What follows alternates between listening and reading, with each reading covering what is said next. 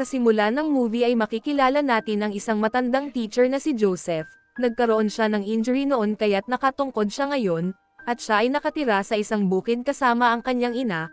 Pagkadating niya sa eskwelahan ay sinabi niya sa kanyang mga estudyante na malapit nang magsara ang eskwelahan. Pagkatapos ay dumating ang isang batang babae na ang pangalan ay Catherine. Pagkauwi ay pinag-usapan nila Joseph at Rosalie ang pagsasara ng eskwelahan.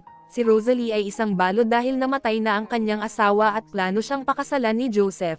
Kinabukasan ay dumating ang ama ni Catherine sa bukid nila Joseph dahil gusto nitong ilagay ang kabayo ni Catherine sa kulungan nila Joseph. At pumayag naman si Joseph. Pagkatapos ay inihatid na ni Joseph si Catherine at sinabi niya dito na ito na ang huling taon ng kanyang pagiging isang teacher. Malisyoso siyang tinanong ni Catherine at sinabing ano pa ba ang kaya mong gawin, kaya't hindi na nakasagot sa kanya si Joseph. Kinahapunan ay dinala ni Dr. Evans ng gamot ang ina ni Joseph, at inamin niya kay Joseph na lumala na ang sakit ng kanyang ina at may ilang buwan na lang ito upang mabuhay, at mas mabuti na manatili na lang ang kanyang ina sa ospital.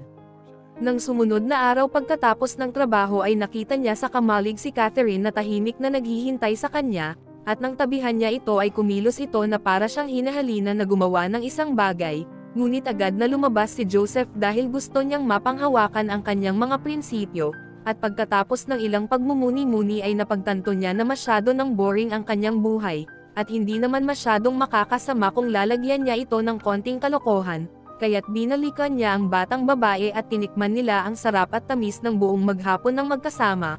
Pagkaraan ng ilang araw ay ipinaalam ng staff kay Joseph na dahil hindi pa niya nakukumpleto ang kanyang professional development courses ay hindi pa siya maaaring magturo sa mga city school, ngunit hindi naman nag-alala si Joseph tungkol dito kaya't nagpaalam na din siyang umuwi. Pagkatapos ay sinabi sa kanya ni Dr. Evans na gusto ni Major Wheeler manghuli ng mga coyote sa kanilang lugar, dahil matanda na kaya't ibinigay na lang ni Dr. Evans ang kanyang rifle kay Joseph. At habang nagtuturo ng kanyang lesson ay pinagsulat ni Joseph ng mga essay ang kanyang mga estudyante, at ginamit ni Catherine ang pagkakataong ito upang ipaalam sa sulat sa kanya na gusto kitang makita dahil may importante akong sasabihin sa'yo. At habang nasa kotse ay nagalit siya kay Catherine dahil sa pagsulat nito sa kanya kanina. Natatakot si Joseph dahil baka mamaya ay may makakita ng sulat na iyon at malaman ng iba ang tungkol sa kanilang relasyon. Nung una ay inakala niya na baka buntis si Catherine ngunit itinanggi naman ito ng batang babae. Pagkatapos ay nagbiro si Catherine na buntis nga siya kaya't laking gulat ni Joseph.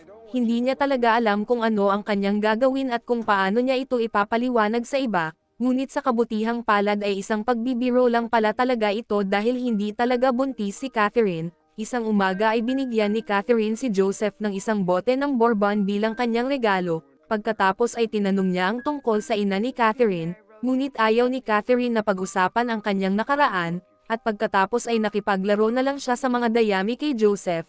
Ilang sandali ay biglang dumating si Dr. Evans at nakita sila nitong magkatabi. Pagkatapos ay nagkita sila ni Dr. Evans sa isang cafe. Talagang nagulat pala ang doktor sa kanyang nakita, at tinanong siya nito kung gaano katagal na itong nangyayari, at sinabi ni Joseph ang lahat sa kanya. Pinaalalahanan siya ni Evans na kung hindi pa niya tatapusin ito ay magkakaroon siya ng malaking problema. Dagdag pa dito ay mayroon siyang Rosalie na naghihintay na pakasalan niya. Pagkatapos ng school party ay inimbite siya ni Rosalie sa bahay nito upang makapaglaro sila sa kama. Gusto naman ni Joseph ngunit tinanggihan niya ito kaya't nasaktan si Rosalie at umalis na lang. Pagkauwi ay sinabi ng kanyang ina na alam ko ang relasyon mo sa iyong estudyante na si Catherine, at tinanong siya nito kung hanggang kailan ito magpapatuloy. Sinuwerte si Joseph dahil habang iniiwasan niyang sumagot ay biglang sumama ang pakiramdam ng kanyang ina. Pagkatapos ng mga sinabi ng kanyang ina ay napag-isip-isip ni Joseph ang kanyang mga nagawa. Pagkaipon ng lakas ng loob ay nagpunta siya kay Rosalie upang humingi ng tawad, at ipinaliwanag niya na kaya niya tinanggihan ito ay dahil kailangan niyang tulungan ang kanyang ina, ngunit kinutuban si Rosalie na hindi ito ang totoong dahilan. Ngunit sinabi ni Joseph na ang mga tao na gaya ng kanyang edad ay dumaraan sa mga pagbabago, at nare-realize nila na hindi nila nagagawa kung ano talaga ang kanilang gusto. Ibinahagi niya ang kanyang pangarap na pumunta sa isang tahimik na karagatan na malayo sa lahat, na pwede siyang mag-relax at mangisda ng mapayapa, at sa wakas ay inamin niya na gusto niyang magbigay ng malambing na sandali kasama si Rosalie. Humingi ng sorry si Rosalie sa kanya at pagkatapos ay pinagsaluhan na nila ang matamis na paglalaro nila sa kama. Makaraan ng ilang araw ay namatay na ang ina ni Joseph, at pagkalibing habang tinitingnan ni Rosalie ang mga condolence card ay nakita niya ang isang sulat ni Catherine, at nang mabasa niya ito ay napagtanto niya na nagtaksil pala sa kanya si Joseph, kaya't lumabas siya at pinagsabihan niya si Joseph na isang manloloko. Pinangatwiranan ni Joseph ang kanyang sarili at sinabing hindi naman ako seryoso kay Catherine, at simpleng pakikipagharutan lang ang relasyon ko sa kanya, at ikaw lang talaga ang mahalaga sa akin. Ngunit hindi pa din naniniwala si Rosalie sa kanya at nilayasan siya nito, at nang gabi ding iyon ay pinuntahan siya ni Catherine, dahil nalaman na pala nito ang nangyari at sinabing gusto kong magpakasal na tayong dalawa, ngunit gusto na ni Joseph na tapusin ang kanilang relasyon. Binalaan siya ni Catherine at sinabing pagsisisihan mo ito. Nang sumunod na araw ay nalaman ni Joseph na alam na pala ni Nathan na ama ni Catherine ang lahat at sinabing hindi ko ito mapapalampas. Kinagabihan ay kinuha ni Joseph ang hunting rifle na ibinigay sa kanya ng doktor, at hinintay niya si Nathan na magpakita sa kanya.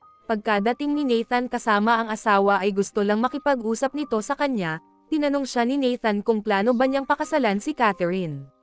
Ngunit sinabi niya na malamang na hindi ako ang type ng anak niyo, at sa huli ay nalaman ni Nathan na isang disenteng lalaki talaga si Joseph, at hindi talaga kasalanan ni Joseph ang lahat at may kasalanan din ang kanyang anak, ngunit gayunpaman ay hindi sumang-ayon ang asawa ni Nathan at bigla nitong sinampal si Joseph sa muka, at sinabing pinagsamantalahan mo ang aking anak. Ayaw nang palakihin ni Nathan ang sitwasyon at tahimik na lang silang umalis. Pagkaalis ng mga ito ay biglang lumabas si Catherine at sinabi nito kay Joseph na pakakasalan mo ba ako, ngunit sinabi ni Joseph na simpleng harutan at tikiman lang naman ang relasyon na mayroon tayo, at wala tayong kinabukasan dahil matanda naman na ako at bata ka pa, at hindi mo pa alam kung ano talaga ang gusto mo. Pagkatapos ay hinalikan siya ni Catherine at sinabi niya dito na may ginawa kang isang bagay na mali. Pagkalabas ni Joseph ay nakita niya na nasusunog na ang kamalig, ngunit nagawa niyang iligtas ang baka ngunit namatay naman ang kabayo ni Catherine.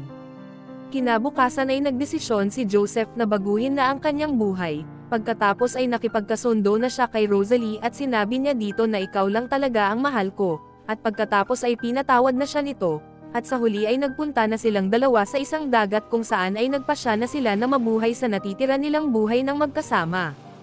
At dito na po nagtatapos ang ating movie. Don't forget to subscribe, like, share and comment at maraming salamat sa suporta mo.